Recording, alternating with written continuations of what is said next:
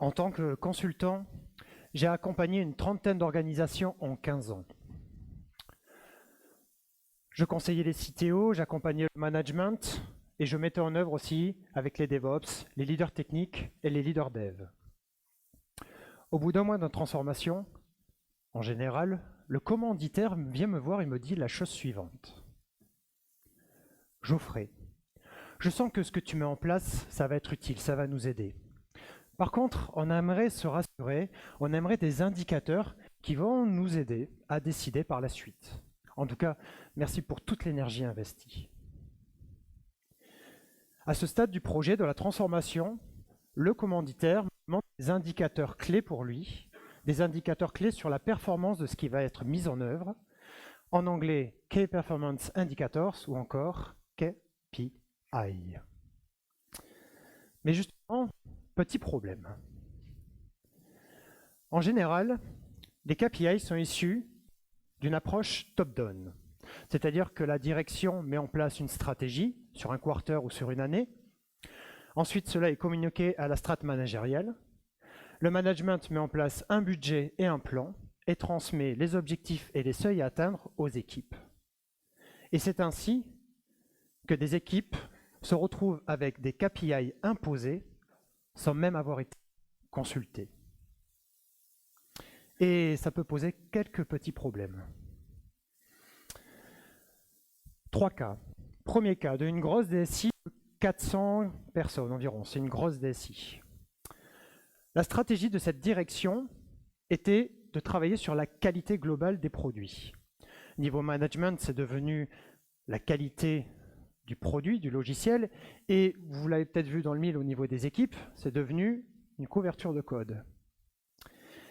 Et ce qui a été demandé à plus de 12 équipes back-end de cette DSI, soit 80 personnes, c'est d'avoir une couverture de code de 80% en moins de 3 mois. Au secours, mon manager me demande des KPI. Deuxième situation, là on est une filiale, une petite entreprise de 50 personnes, l'équipe Scrum avec un DevOps, ça représente 6 ou 7 personnes. Cette filiale dépend d'une maison mère, et la maison mère demande toujours plus de rendement au directeur de la filiale. Et bien un jour, ce directeur est venu avec une idée brillante et a dit la chose suivante à l'équipe Scrum, et j'étais là. On doit devenir plus performant. Alors j'ai eu une superbe idée. À partir de maintenant, votre vélocité ne doit plus être de 180 points, mais de 200. Quel génie! Au secours, leur manager leur demande des KPI. Troisième et dernière situation. Celle-ci, je ne l'ai entendue qu'une seule fois, mais par contre, elle est salée. J'étais en train de terminer une conférence sur un sujet qui s'appelle Accelerate au DevOps, peu importe, et ensuite un leader technique est venu me voir et me confie la chose suivante. Lui et ses équipes ne pouvaient pas livrer plus de 4 à 5 fois dans l'année. Les processus étaient des freins à cela, et rien n'était fait. La qualité des interactions dans l'organisation était des freins, et rien n'avait été fait. Et enfin, les vrais problèmes du terrain n'étaient jamais remontés et étaient de vrais freins. Eh bien, son manager est venu le voir un jour et lui a dit la chose suivante. J'ai vu un truc extraordinaire. Ça s'appelle les DORA Metrics, c'est sur Accelerate. On va devenir plus performant. Il suffit que ta fréquence de déploiement ne soit plus de 4 à la fin de l'année, mais de 10. Quel génie. Au secours, son manager lui demande des KPI. Au secours, son manager lui a demandé l'impossible. À travers cette conférence, je vais vous partager 10 ans d'expérience sur le sujet. J'ai encapsulé ça dans une histoire et on va y retrouver des personnages qui me font penser à des personnes avec qui j'ai travaillé durant ces 10 années d'expérience. Face à quel type de situation on peut se retrouver, quel besoin de KPI on peut nous demander, en fonction de la situation, qu'est-ce qu'on peut faire, et enfin, quand ça semble impossible, est-ce qu'on est obligé de subir ou est-ce qu'on peut réagir? Dernier point, tout ce que je vous relate n'a absolument rien à voir avec mes fonctions depuis 2024. Tout ce que je vous relate, c'est 10 ans d'expérience avant 2024. On est lundi, il est 9 h. Kevin boit son café. Kevin consulte ses mails. Confiant. Lui et son équipe, ils ont une mise en prod vendredi qui est très stratégique pour leurs clients. Ils sont plutôt performants, ils le savent, et il leur reste 2 petites tâches à terminer le jeudi, mais ils pourront clôturer ça et se permettre de livrer un vendredi à 16 h. Il y a un post-it sur la table. Il a écrit la chose suivante, voir le boss à 9h30. Kevin, dans le monde de la science-fiction et des étoiles, pourrait ressembler à ce personnage. C'est un très bon leader technique, c'est un très bon développeur, aucun problème. Actuellement, il accompagne 4 personnes dans son équipe de développement, il a une bonne connaissance du métier, et en plus, il a une bonne vision de l'architecture fonctionnelle. Mais son vrai pouvoir par rapport aux autres, c'est qu'il a un mandat, la confiance de son manager, et ça lui offre une marge de manœuvre. Au sens Team Topologies, lui et son équipe et son organisation nommée DarkSide Enterprise, il appartient à ce qu'on appelle une Streamline Team et il produit quoi? De la valeur pour le produit final, l'étoile qui tue. Mais pour tyranniser l'univers, il faut toute une flotte. Alors ils ont également des plateformes team qui fournissent réseau, infra, outils DevOps. Ils ont également une Complicated Subsystem Team qui sont des experts sur un sujet précis pour fournir de la data, de l'IDA et booster les droïdes par exemple. Mais l'équipe qui va nous intéresser aujourd'hui ne font ni data, ni infra, ni DevOps. C'est l'Enabling Team. Ils vont travailler sur les méthodos, les frameworks. Je vois ça comme des catalyseurs et on peut y retrouver notamment les coachs agiles. Le produit de l'organisation, l'étoile qui tue. Ah, ils en sont à la version 3. Alors l'ancien directeur de projet, on ne sait pas trop ce qu'il est devenu, mais il y a eu des problèmes avec les 2 premières versions et il a été remplacé par un nouveau directeur de projet. Ah, ça tombe bien, il est 9h30, c'est le responsable de Kevin, il est temps d'aller le voir. Kevin rentre dans le bureau de son manager et en rentrant, il sent que son manager a un truc à lui dire. Kevin s'assoit, son manager prend la parole. Avant cela, une petite parenthèse. Parmi vous, qui connaît la technique du sandwich? On n'est pas même. Alors, la technique du sandwich est une vieille technique de management. Je vais vous l'expliquer. Un sandwich, c'est quoi? Du pain, une garniture et encore une tranche de pain. Dans certaines stations de métro et de train, la garniture n'étant pas terrible, il faut bien la cacher entre 2 belles tranches de pain. Eh bien, si un jour vous avez un truc délicat à dire à quelqu'un, vous pouvez dire un truc positif, première couche de pain, puis la chose un peu délicate, garniture, et encore une belle couche de pain, et ça donne la chose suivante. Kevin, tu es un excellent leader technique, et DarkSide Enterprise te remercie. Cependant, garniture, on aimerait que tu mesures la performance collective de ton équipe. On aimerait se rassurer sur votre performance. Ah, on aimerait également que tu mesures ta couverture de code et qu'elle soit de 80%. C'est ce qu'on a décidé durant notre dernier copil. Et enfin, on aimerait également que tu commences à mesurer ce qu'on appelle les Dora Metrics. Il y a des indicateurs de vitesse. On aimerait également que tu les mesures. En tout cas, merci pour toute l'énergie investie. Dernière couche de pain. On est d'accord que Kevin ne passe pas une bonne journée, une bonne début de semaine. Et en sortant du bureau de son manager, cela le confronte à 3 types de besoins. Le premier besoin, c'est un lot de KPI, d'indicateurs sur la performance de son équipe. C'est pas précis, par où commencer, on a peut-être que l'embarras du choix, comment faire. La deuxième situation, un KPI connu, la couverture de code. Encore faut-il définir ce que c'est qu'une couverture de code dans une équipe, et encore ce qu'est une couverture de code pertinente dans une équipe. Mais surtout, il y a un seuil à atteindre. Ça peut mettre la pression. Et dernière situation, les Dora Metrics qui sont très mainstream en ce moment. On peut trouver des définitions et surtout pas d'objectif fixé dans ce cas. Ça, Kevin, ça le ramène à une situation qu'il a connue dans l'enfance. Une situation que j'ai connue dans l'enfance et très probablement vous aussi. Quand j'étais petit, mon père il avait une obsession. Il faut que tu aies 14 sur 20 en maths. Ce qui ne faisait absolument pas sens pour moi, et même en trichant, j'arrivais péniblement à 10. En grandissant, j'ai compris ce que ça voulait dire. Ça voulait dire la chose suivante. À mes yeux, Geoffrey, je te verrai comme performant si tu obtiens la moyenne de 14 sur 20 en maths sur une année scolaire. C'était son KPI. J'ai des enfants, on organise des goûters d'anniversaire, et par moment, il y a toujours une figure parentale pour dire la chose suivante. Les enfants, vous ne mangez pas plus de 3 bonbons. Ce qui ne fait pas sens pour les enfants, on est bien d'accord. Moi, je traduis de la manière suivante. À mes yeux, les enfants, je vous verrai comme performants si vous respectez les règles sociales et que vous ne mangez pas plus de 3 bonbons. Et pour les personnes fans d'analyse transactionnelle et du driver, dépêche-toi, chose que je fais trop souvent avec mes enfants, dans 10 minutes, il faut que tu sois prête, alias, je te verrai comme performante si tu me soutiens et que tu aies les dents brossées, que tu sois habillée et prête à partir pour aller à l'école. Et avant que ces injonctions deviennent des habitudes et que les enfants ne disent rien, au début, ils vous disent « Ouais, mais pourquoi ?» Ça ne fait pas sens. Et si on ramène ça au milieu professionnel, eh bien, on en revient à ça. En un trimestre, il te faut une couverture de test de 80%, KPI imposé. Au prochain sprint, il te faut 200 points de cité, KPI imposé. Et dans un an, il te faut une fréquence de déploiement de 10, KPI imposé. Et aujourd'hui, à ce jour, je ne connais pas grand monde qui trouve du sens dans les KPI qui sont imposés. Sauf peut-être les fonctions commerciales, parce qu'il y a des coms, ce qui est normal. Double peine pour Kevin ou pour vous, si vous êtes dans cette situation.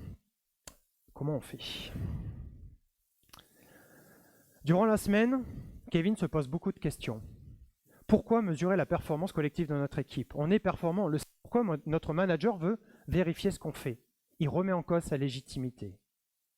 On arrive le mercredi, atteindre 80% de couverture de code, il sait que c'est impossible. Ça lui met une énorme pression. Le jeudi, il termine les 2 petites tâches qu'il a à faire pour la livraison du vendredi. Vendredi matin, il replanche sur le sujet des KPI. Il a mal dormi, on arrive vendredi 16h, démarre la mise en prod stratégique de son client. Problème, la mise en prod se passe mal. Il n'aurait peut-être pas dû traiter les 2 petites tâches trop rapidement. Son équipe et lui vont mettre péniblement 3 heures à réparer et mettre une solution temporaire. Le client a exprimé très fortement son mécontentement. Le week-end démarre mal. On est lundi, il est 9h. Kevin boit son café, Kevin consulte ses mails. Kevin a la boule au ventre. Il sait que les nouvelles ne seront pas bonnes. D'ailleurs, en ouvrant sa messagerie, il a déjà plus d'une vingtaine de notifications techniques indiquant qu'il y a eu des problèmes durant le week-end. La solution temporaire n'a pas été très efficace. Parmi ces 20 mails, un mail envoyé à 2h du matin par un de ses clients qui réexprime fortement son mécontentement. Il y a un post-it sur la table. Pensez KPI du boss. Je pense qu'on a été tous et toutes au moins une fois dans cette situation.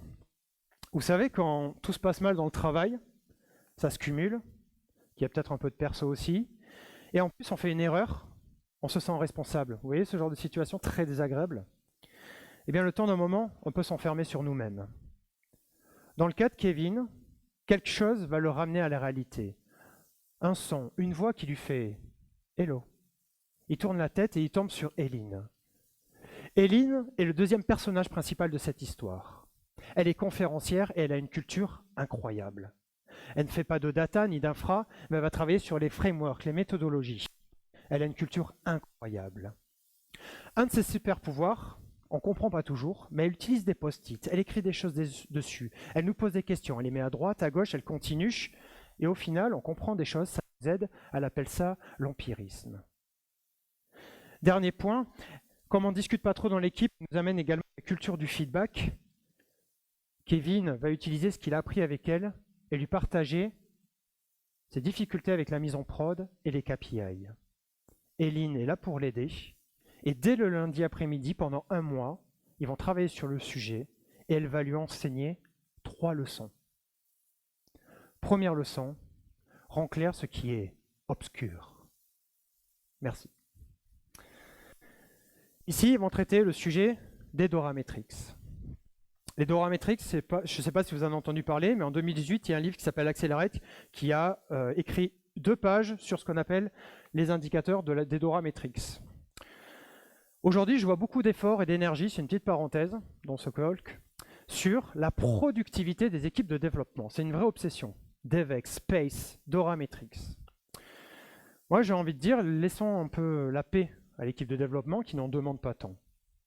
Parce qu'au lieu de mesurer et de challenger la productivité de l'équipe de développement, est-ce qu'on ne devrait pas plutôt mesurer et challenger la qualité et la performance de nos processus d'organisation, qui sont souvent un frein à l'équipe de développement? Est-ce qu'on ne devrait pas challenger également et mesurer la qualité des interactions dans l'organisation, qui sont souvent un frein à l'équipe de développement? Et enfin, est-ce qu'on ne devrait pas également challenger et mesurer la capacité à l'organisation de mettre en évidence les vrais problèmes du terrain qui persistent, qui sont très souvent les freins à l'équipe de développement? Les Dora Metrics ou autres KPI, ce sont des compteurs. S'il n'y a pas de moteur, pas de mise en action, ça ne vaut rien. Un compteur sans moteur, ça ne vaut rien. Mais comme dit Hélène, on n'a pas le choix, on doit faire avec, alors on y va. En 2018, alors je reviens sur les 4 KPI de base. Il y en a 6 en 2024. Là, je reviens sur le modèle classique parce que très souvent, ils reviennent sur ce modèle. Il y a 2 indicateurs de débit. Le premier indicateur de débit, ce qu'on appelle le lead time for change ou le délai de livraison des modifications. Imaginons qu'un nouveau besoin arrive au niveau de l'équipe de développement. Ce besoin va être codé la première fois, puis historisé sous la forme d'un commit. À ce moment-là, dès qu'il y a le premier commit, on commence à déclencher le chrono de ce délai. Tic-tac, tic-tac, tic-tac, tic-tac. Dès que ce commit a été mis en prod, le chrono s'arrête. C'est la mesure du lead time for change. Entre-temps, on se doute bien qu'on va avoir des petits problèmes. On le sait tous et toutes. Alors, comment faire pour automatiser et aller plus vite? Le deuxième indicateur, la fréquence de déploiement. Si DarkSide Enterprise produit une étoile qui tue en une année, leur fréquence de déploiement est de 1. S'ils produisent 2 étoiles qui tuent dans une année, leur fréquence de déploiement est de 2. Et s'ils déploient 3 étoiles qui tuent en une année, leur fréquence de déploiement est de... Merci. La définition était bonne, alors super, je suis content. Un paradigme très fort. Aujourd'hui, ça a été prouvé dans une investigation. La débit ou la vitesse ne va pas sans stabilité. On ne peut pas être full feature. Il faut aussi de la stabilité. Et on ne peut pas être full stabilité. Il faut aussi produire pour trouver un équilibre. Alors, il y a aussi 2 indicateurs de stabilité. Premier indicateur, j'ai pris la version 2018. On appelle ça TTR, FTR, MTTR, peu importe, avis aux puristes. C'est le délai de remise en service suite à une mise en prod d'un échec. Imaginons que suite à une mise en prod, votre produit, et surtout à cause d'un pauvre X-Wing ou Y-Wing qui est passé par là, votre produit tombe en panne. La question, c'est en combien de temps vous détectez la panne, en combien de temps vous mobilisez les équipes, vous analysez, et puis en combien de temps surtout vous réparez. TTR. Le deuxième indicateur de stabilité, c'est le taux de déploiement suite à une mise en prod qui nécessite un rollback ou un hotfix. Imaginons que dans l'année, vous déployez 4 fois. Les 3 premières fois, tout se passe bien. Et la 4e fois, ça plante. On est donc sur un ratio d'1 fois sur 4. Votre CFR est donc de 25%. Le but est de faire baisser ce taux. Dans toute cette définition qu'a donnée Hélène, il y a un seul mot que Kevin, quand il a entendu, ça crée quelque chose, ça a résonné. Je vous rappelle, Kevin est technique, Hélène, pas du tout. Alors Kevin prend la parole et dit, si je comprends bien sur le délai de livraison des modifications, le premier indicateur de débit, comme mon équipe historise pour la première fois un nouveau besoin sous la forme d'un commit, je pense que vous le savez tous ici, mais c'est un identifiant unique, et bien derrière, moi j'ai très facilement une solution pour récupérer une unité de temps liée à ce commit. Ici, on a une manière de faire, il y en a au moins 6-10 avec Git, au moins pour récupérer une unité de temps à partir d'un commit. Et à partir de là, Kevin mesure déjà le début de son chrono. Et comment faire pour récupérer la fin de son chrono? Une manière de faire, alors je bypass tous les problèmes de squash, etc., quand on fait des merges, mais une manière de faire, c'est de mettre un label, mettre un tag, mettre un repère, par exemple -prod, et dès qu'on voit -prod et qu'on sait que c'est associé à ce commit, on sait que le chrono s'éteint. Ici, Kevin a déjà une solution manuelle, potentiellement automatisable, pour mesurer son lead time for change. Et en plus, bénéfice, peut même mesurer sa fréquence de déploiement. Parce que s'il voit le tiret prod une fois dans l'année, c'est qu'il a livré une fois, s'il le voit 2 fois, etc., etc. Et on peut également, avec le tiret prod, récupérer une unité. Rend clair ce qui est obscur. Deuxième leçon. Révèle ce qui est invisible. Ici, ils vont traiter le cas épineux de la performance collective de l'équipe de Kevin. Kevin se pose des questions. Comment mesurer la performance de mon équipe? Je ne sais pas comment m'y prendre. Eh bien, Lynn lui dit, rappelle-toi de la première leçon. Rends clair ce qui est obscur. Qu'est-ce que la performance aux yeux de ton management? Commençons par ça. Et Lynn prend les devants et lui dit que très probablement, pour ton management, la performance, c'est ça. Aujourd'hui, pour qu'une organisation dans un monde aussi concurrentiel se démarque, il y a 3 gros critères. Il faut qu'elle fasse du profit, qu'elle produise plus vite, et surtout qu'elle réduise ses time to market, qu'elle aille plus vite avec des nouvelles features sur le marché. Et ça, c'est fortement corrélé, impacté par quoi? Par le logiciel que vous allez utiliser et produire. Satya Nadella, déjà de Microsoft, l'a dit en 2017, une organisation aujourd'hui est une organisation du numérique. Votre business est fortement impacté, couplé au logiciel que vous utilisez, que vous vendez ou que vous produisez. Et pour avoir un logiciel de qualité avec des nouvelles options et assez stable, il faut pouvoir hotfixer rapidement, amener de nouvelles features rapidement, donc il faut pouvoir livrer en continu assez rapidement et donc devenir performant en livraison continue. Et ça, c'est très probablement ce que ton manager voit, ou au moins une de ses responsabilités. La question, c'est comment on rattache les pratiques de ton équipe à cette vision de la performance. Alors, mesdames et messieurs, ils vont faire un workshop dans l'après-midi et je vous invite à y participer également. On va démarrer par un choix de concept. Je vais en afficher 5 et je vais vous demander d'en choisir un comme Kevin. Alors, parmi ces concepts, il y a les tests automatisés. Je pense que c'est clair pour tout le monde, je n'ai peut-être pas besoin de détailler. Peut-être que vous préférez les découpages en petites unités de travail. Si je vous parle, par exemple, des user stories un peu trop épaisses, il faut les redécouper avec de l'invest ou de l'example mapping, par exemple. Ça illustre ce concept. Peut-être que vous allez préférer tout ce qui est lié au feedback utilisateur des mots clients, un peu comme dans l'approche produit. Est-ce que ce que je produis répond aux problèmes de mon client? Est-ce que je produis de la valeur? Peut-être que vous allez préférer tout ce qui est lié au management visuel, avec des outils qui vous aident à ça, à gérer votre flux de travail en équipe, du Jira, du Kanban, que sais-je, du Trello. Et enfin, peut-être que vous préférez un peu plus technique, monitoring et alerting. Je vous donne 5 secondes. Choisissez un concept. C'est bon? Deuxième question.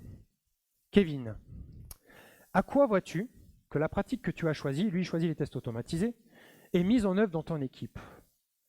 Quelles sont les actions observables que même ton manager peut voir qui met en œuvre cette pratique? Alors Kevin réfléchit, il n'a pas l'habitude à cet exercice. Alors il réfléchit. Alors je sais qu'on a une génération de rapports de tests. Ok, quoi d'autre? On a également la revue hebdomadaire de la stratégie de test, ça se voit, c'est une réunion par semaine, ok. L'intégration des tests dans les pipelines, des quality gates, des garde-fous en cas de problème ou d'un taux d'erreur trop élevé, l'automatisation scripting et également formation et recrutement de QA. Donc voilà, c'est pas exhaustif, mais il pourra en avoir d'autres. Mesdames et messieurs, par rapport au concept que vous avez choisi, essayez de trouver quelques actions vraiment observables dans votre équipe que même votre manager peut observer. 2 ou 3, pas plus. Troisième et dernière question. Là, Kevin, il a vraiment du mal, mais il va essayer. Quels chiffres, quelles métriques, quelles mesures tu peux associer à ces actions? Là, ça le met en difficulté. Il dit, les tests automatisés, alors il y a le nombre de rapports de tests. Les temps investis sur les tests, évidemment. La durée des tests qui va fluctuer. Le volume de bugs. Le nombre de tests automatisés. Et enfin, le nombre de QA dans l'équipe. Si vous faites l'exercice, je pense que vous allez faire comme Kevin et froncer les sourcils unitairement. Ces valeurs ne sont pas très pertinentes. Le volume de bugs, par exemple.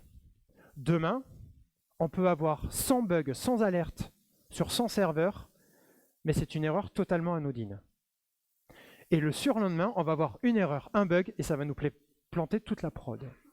Donc en fait, en gros, c'est pas hyper pertinent. Mais ça, Eline, elle savait. En fait, ce qu'elle va lui expliquer, effectivement, unitairement, ça ne vaut rien, mais collectivement, il faut que tu t'aperçoives que toutes tes mesures, elles sont interdépendantes, interconnectées. Lorsque tu vas augmenter ou baisser le nombre de QA dans ton équipe, tu vas avoir un impact sur le temps investi sur les tests. Donc tu vas avoir aussi un impact sur le nombre de tests automatisés. Tu vas avoir un impact potentiellement sur le volume de bugs, qui va devenir une tendance. Tu vas avoir également une durée de test qui va fluctuer, et enfin le nombre de rapports de tests aussi potentiellement. En fait, toutes tes mesures forment un système. Et il y a de la vie dans tes métriques. Et ça montre qu'une seule chose, c'est que ta pratique crée une dynamique. Il y a une dynamique.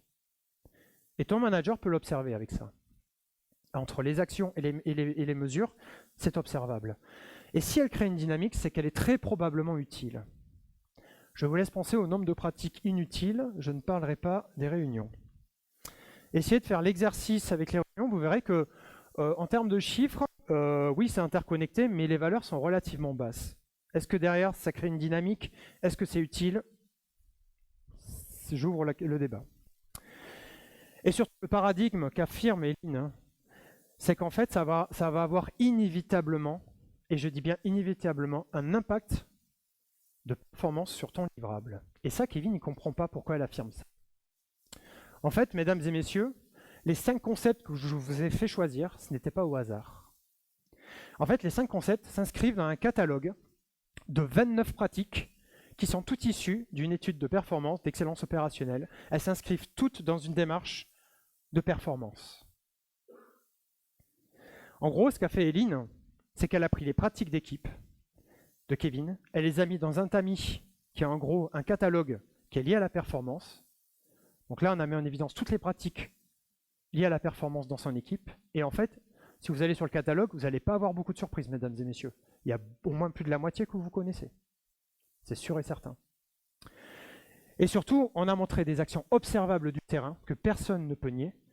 Et on a montré que ces pratiques étaient vivantes parce qu'on a montré toutes les métriques, toutes les mesures associées à ça. On a un système interdépendant. Le problème, c'est comment on rattache ça à la performance. Et bien là, il faut faire confiance à un bouquin qui s'appelle Accelerate, qui est une étude et une investigation depuis plus de 10 ans, que aucun expert international de l'agilité, aucun expert international du DevOps n'a pu montrer comme fausse. Elle est basée sur une étude relativement sérieuse et avec d'autres analyses mathématiques poussées.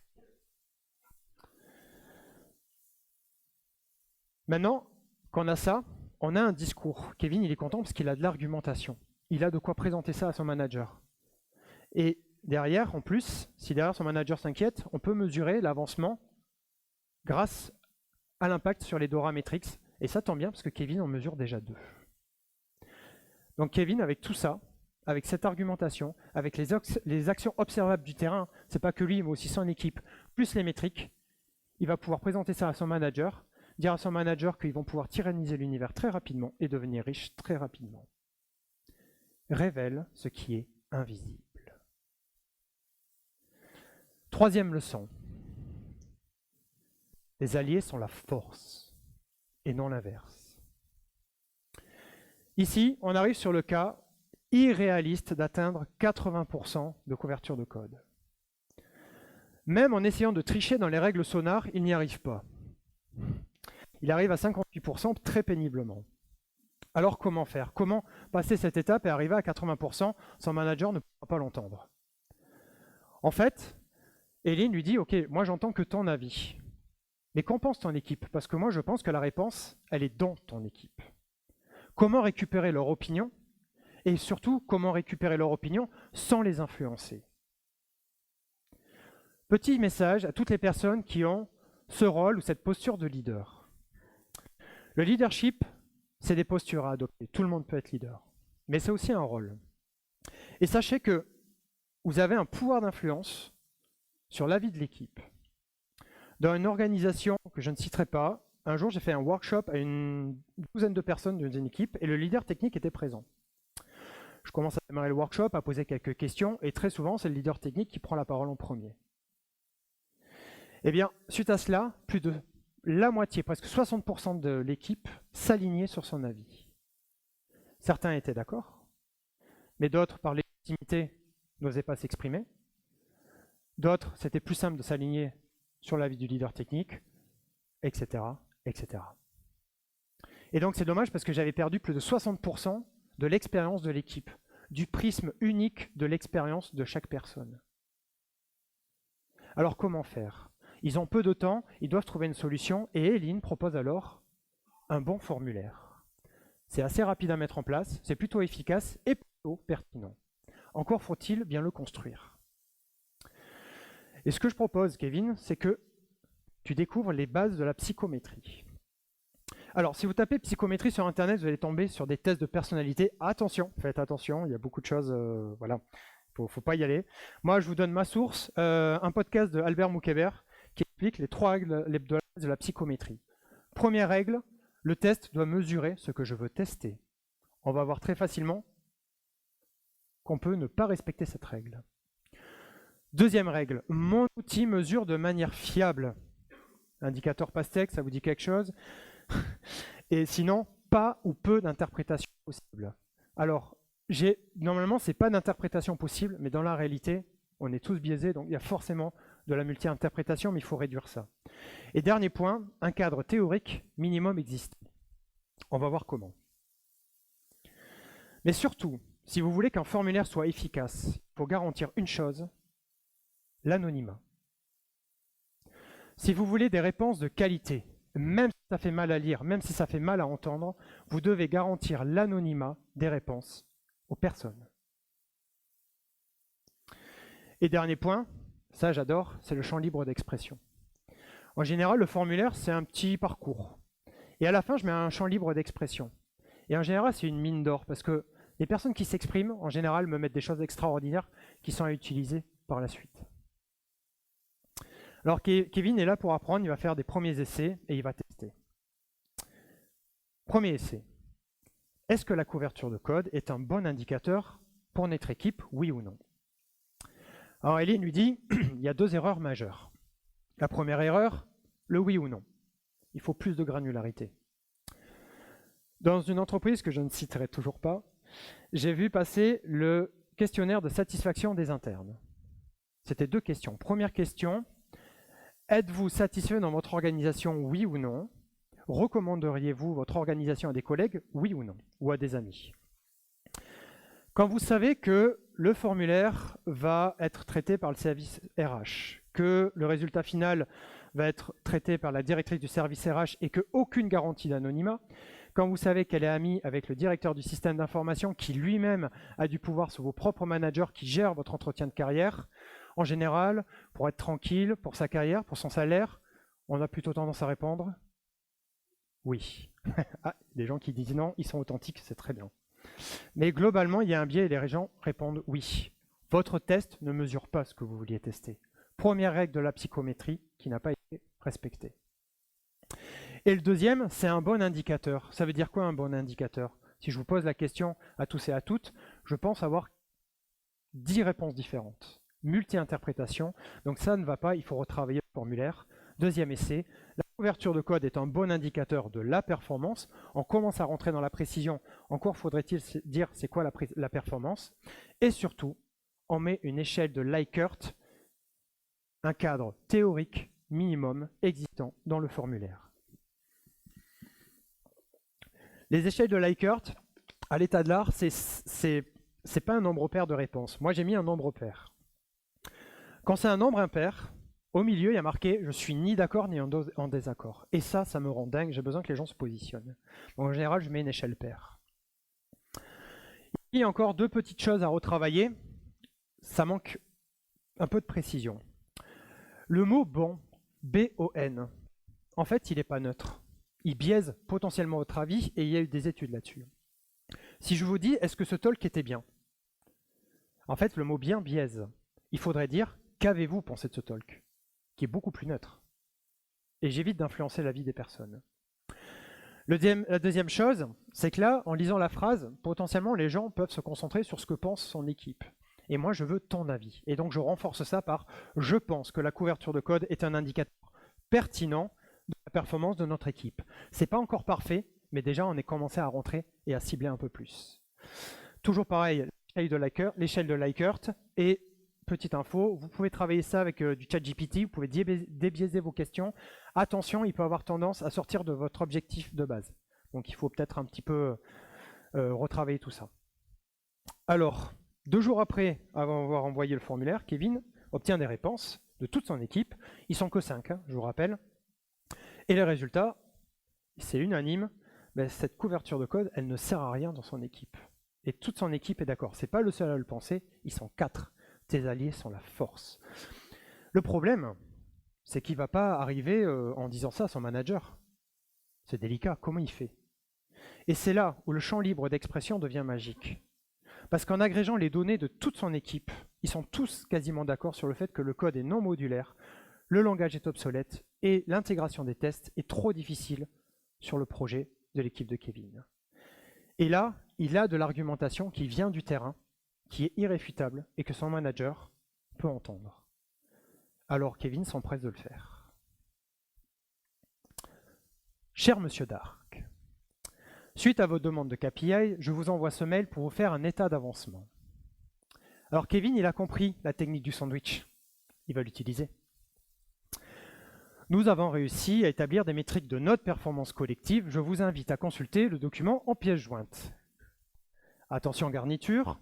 Concernant la couverture de code, nous sommes bloqués à 58% à cause de, et le à cause de, ce sont des problématiques du terrain validées par l'équipe. Mais quel bonheur pour lui de pouvoir pousser ça à son management, ça le soulage. À cause de la modularité du code, un langage obsolète, l'intégration des tests est beaucoup trop coûteuse. Enfin, dernière couche de pain, vous serez ravis d'apprendre que nous mesurons déjà nos DORA metrics, lead time for change, fréquence de déploiement, une automatisation est en cours. Bisous.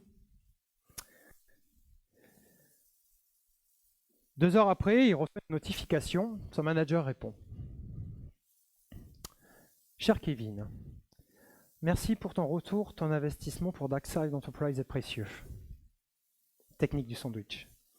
Ta couverture de code est bien loin des objectifs fixés, 80%. Cela ne sera pas entendu par la hiérarchie, mais on peut mettre en avant la mesure des DORA metrics et de comment tu peux les améliorer.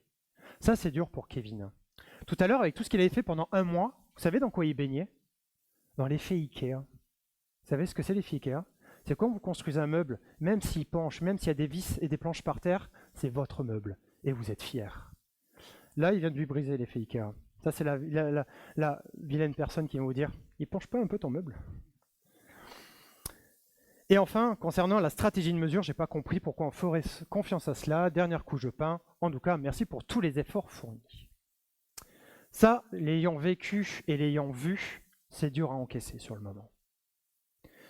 Mais la clé qu'il faut comprendre, c'est que ce n'est pas grave. Pourquoi? Premièrement, votre responsable, votre manager, va devoir lui-même annoncer des mauvaises nouvelles à sa hiérarchie. Et ce n'est pas du tout évident non plus pour lui. Peut-être encore moins pour lui que pour nous. Et deuxièmement, le rôle d'un manager, c'est de faire tourner un système, mais aussi de challenger, de voir plus loin, de voir plus grand. Et donc d'aller plus loin sur les KPI, d'aller les améliorer, c'est son rôle et c'est pour ça qu'il est payé. Mais quand même, sur le moment, ça pique un peu. Mais vous savez quoi? La vie est bien faite. Et par moments, il y a des choses qu'on ne s'attend pas, l'effet du hasard, qui est à notre bénéfice. En allant à la machine à café, finalement, Kevin et son manager boivent beaucoup de café. Je pense que Quentin, tu pourras les rejoindre un de ces 4, boire du café. Il lui dit la chose suivante. Ok, tu es bloqué à 58%, mais en fait, tu mets en évidence un vrai problème. En fait, ce qui s'est passé, c'est que Eileen, le fameux formulaire qui était travaillé sur la base de la psychométrie, comme elle avait confiance en ce formulaire, elle l'a envoyé à toutes les équipes de l'entreprise. Elle n'a pas eu l'avis de 5 personnes. Elle a eu l'avis de 20, 30, 60, 100 personnes. Et ils sont quasiment tous et toutes d'accord que le code est obsolète et que l'intégration des tests est beaucoup trop coûteuse. Et par effet de masse, son manager va pouvoir lui-même appuyer ça et remonter ça à sa hiérarchie. C'est une expérience déjà faite et déjà vécue. Sur le lead time for change, sur les Dora Metrics, là, son manager lui dit, écoute, ta solution a l'air simple. Ben, je ne connais pas trop Git, je ne suis pas technique en tant que manager. J'ai un peu passé développeur, mais je ne sais pas trop. Mais ta solution, elle est réplicable à l'échelle, non? Je vous rappelle, le manager essaie de voir plus loin. Et Kevin lui dit, oui, c'est assez facile à mettre en place, quoi. Ici, il va valoriser le travail de Kevin. Et dernière situation sur la stratégie de mesure. On ne peut pas demander à un manager d'avoir la culture d'une Éline, ni la connaissance technique d'un Kevin. Mais je vous rappelle un truc, ils ont un mandat, ils ont la confiance de leur manager, un pouvoir d'action, et c'est ça qui fait la différence. Et au pire, en les laissant faire, ils réussissent. On est lundi, il est 9 h, Kevin boit son café, Kevin consulte ses mails. Kevin est soulagé. Cette histoire de mise en prod, cette histoire de KPI, c'est terminé. Et il y a un post-it sur la table. Viens boire un café avec moi à 9 h 30, signé Eline. Ce qu'on tire de cette expérience, Kevin, c'est la chose suivante. Une approche top-down devient doublement efficace lorsqu'elle est complétée par une approche bottom-up. Ici, dans notre cas, c'est de remonter ce qui marche et ce qui ne marche pas. Et de le rendre surtout visible au management. J'entends, ce n'est pas notre rôle à la base, mais essayez.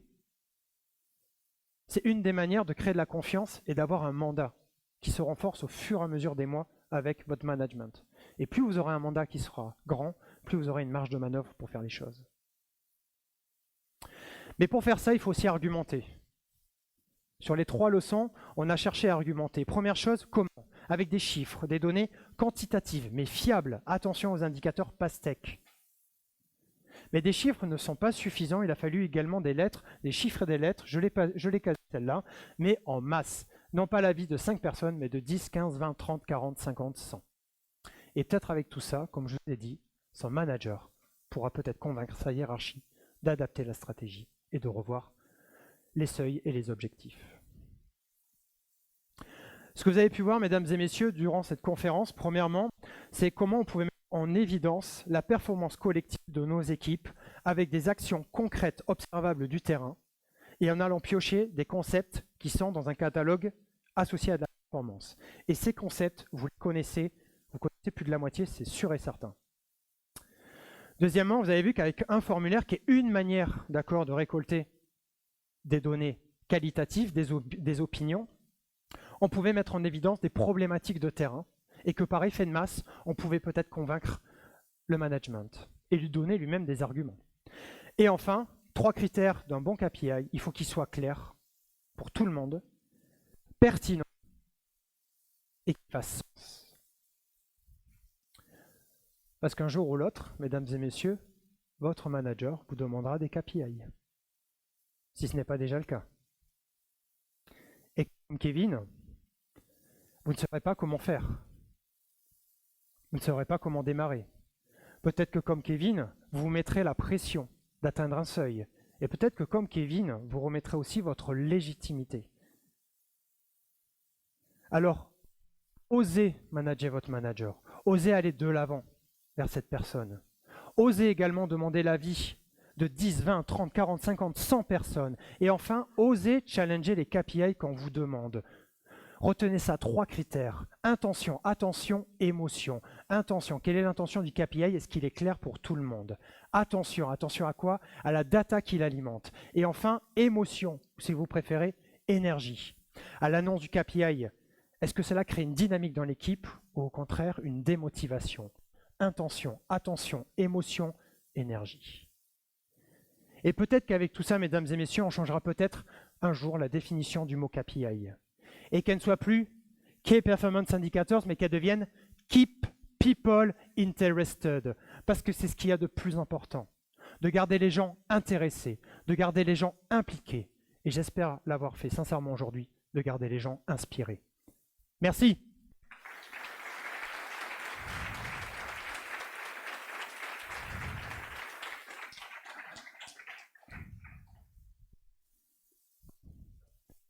S'il vous plaît, du feedback, c'est important pour tous les orateurs et oratrices. On met beaucoup de temps, beaucoup d'énergie sur nos conférences. On a tous et tous nos styles et en fait, ce qui nous fait du bien, c'est d'avoir des feedbacks pour changer au quotidien et améliorer ce qu'on fait. Merci. Avant d'attaquer les questions, petit message, je cherche mes futurs Eline et Kevin.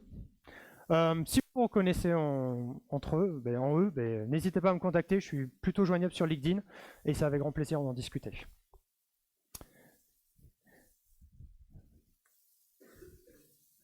S'il y a des questions, des remarques, je vous mets un KPI, vous avez droit à questions.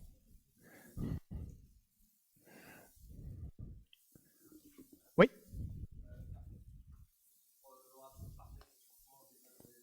Merci beaucoup.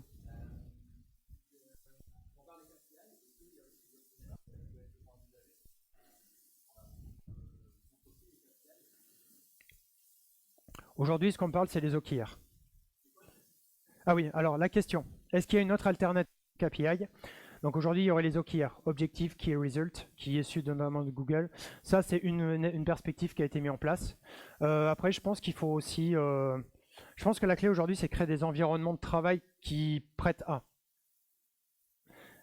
J'ai rencontré un jour l'ancien directeur de Fabry, je ne sais plus comment il s'appelle, il a plus de 95 ans. Moi, ce que j'aimais beaucoup, quand j'ai discuté avec lui, il m'a dit, moi, à mon époque, on était au service de l'ouvrier pour qu'il produise. Aujourd'hui, j'ai l'impression qu'on met plus de bâtons dans les roues aux personnes qui produisent. Voilà. Et j'ai l'impression qu'il y a des fois des flous sur comment aider les équipes de développement et on va chercher plein de choses de type KPI, etc. Je crois d'abord qu'il faut aller récolter les besoins des équipes. Et c'est pour ça que je voulais parler du formulaire, qui est une manière de faire qui marche très bien. J'aime bien aussi les techniques d'interview qui marchent bien en one-one. Et ça, je crois que c'est encore plus important avant même de mesurer. Après, comme disait Demings, ce qu'on ne mesure pas, on ne l'améliore pas. Donc après, c'est un trade-off à trouver entre tout ça, quoi. C'est pas simple. Par quoi commencer? Par contre, ce que je sais, c'est qu'il faut commencer. J'ai vu des clients souvent qui me disent, écoute, j'ai posé toutes mes KPI, je mesure mes indicateurs de vitesse, mais il n'y a rien qui décolle. En fait, pour moi, ce n'est pas une source d'inspiration, les KPI, juste opposé. C'est plus limite une pression, quoi. Donc aujourd'hui, voilà, aller chercher les informations du terrain et compléter par des mesures qui fassent sens. Ça peut être même des métriques d'équipe, ça peut suffire des fois. J'aime bien dire aux équipes, choisissez vos propres métriques, on va devoir les mettre en place, mais vous les choisissez, sinon on vous les impose. Alors, en général, bon, ils vont chercher les leurs. Voilà, c'est ce que je peux te dire par rapport à ça. Oui?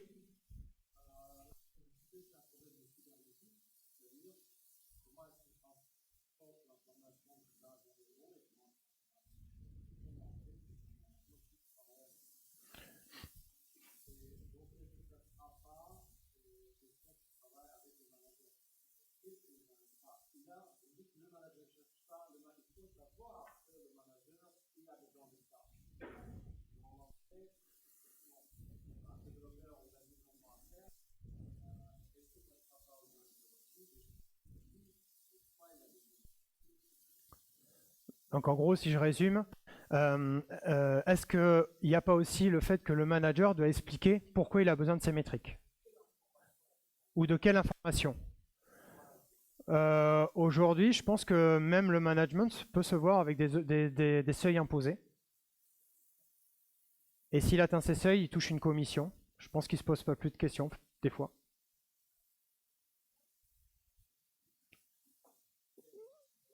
On pourra en reparler. Mais ouais. Oui. Non, c'est fini. Bah écoutez, je reste disponible. Je reste disponible, je voulais qu'on échange avec plaisir. Merci.